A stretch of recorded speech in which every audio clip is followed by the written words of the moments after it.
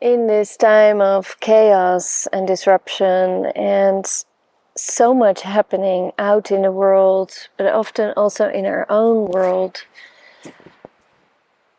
does it become incredibly important to practice our presence power, our ability to actually be here. Because what I notice in myself is that because there is so much turmoil and chaos, is that my mind starts to create all kinds of future scenarios, and they don't look pretty, and they're creating fear in my system. So what I'm dedicated to is to notice, even in a more intense and alert way, to notice what is going on in my mind and what turmoil I am creating myself. And I notice this even at night, and you might relate to this, I don't know. But when I wake up at night, in the middle of the night, my head can start spinning. And it's only after a little time that I notice that I'm actually following all these scenarios and all these thoughts, and that my practice is, again and again, to come back here and to remember that I am not the crazy turmoil in my head, but that there is something much deeper in me, much more fundamental, and that is the still presence, the still power that underlies our very being, that underlies this beautiful flower, that underlies these plants and the bamboo that I'm seeing.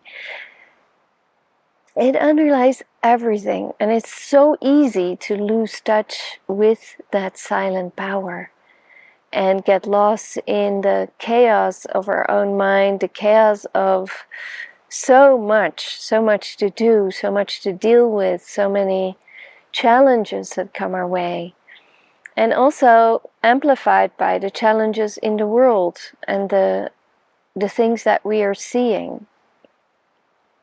So maybe this time has a hidden gift in it, and that is to wake us up to be more alert inside our own lives, and take our practice to be here way more serious than we may have done so far.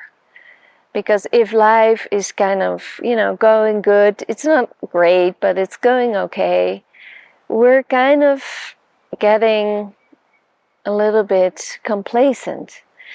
And it's especially the challenging times in our lives that motivate us, that stimulate us to remember what is absolutely important. And what's absolutely important is to return to this moment. So past and future are creating that turmoil. Yet when we come back here to this moment, that's when we can start to free ourselves just a little bit more. And so whenever you feel in turmoil, or you feel like life is so overwhelming and you don't know what to do, and you feel this sense of dread and perhaps like it's all too much, remember to take that as a warning signal to come back to yourself, to what is actually here. And that might be, tension. You might feel tension now. And you might notice a lot of thoughts racing through, like a lot of worry thoughts, or a lot of anticipation thoughts, or what if thoughts, or a lot of regret thoughts about what you should have done in the past. And these thoughts, they feed on our emotions, and our emotions again feed the thoughts, so it becomes this loop. So it's important to bring yourself back again and again. Here, I'm breathing. feeling my feet on the earth. I might not be completely okay. My heart is pounding perhaps. I feel tension in my shoulders, my throat. I feel like this whirlwind of stuff in my stomach. And you can just notice those things. You can notice the thoughts in your head that create these scenarios and stories. And you can pay attention to what you're actually feeling inside. And that way you're noticing, so you're not completely at the mercy of these whirlwinds going through. So that is what I'm practicing in this time of incredible challenge, incredible amplification of so much turmoil. The only way through that, I feel, is to practice to bring ourselves back again and again to here, to now, to the moment. And however uncomfortable this moment is, however not good you feel, perhaps even unsafe you feel, or tumultuous you feel, running away from that will only make it stronger.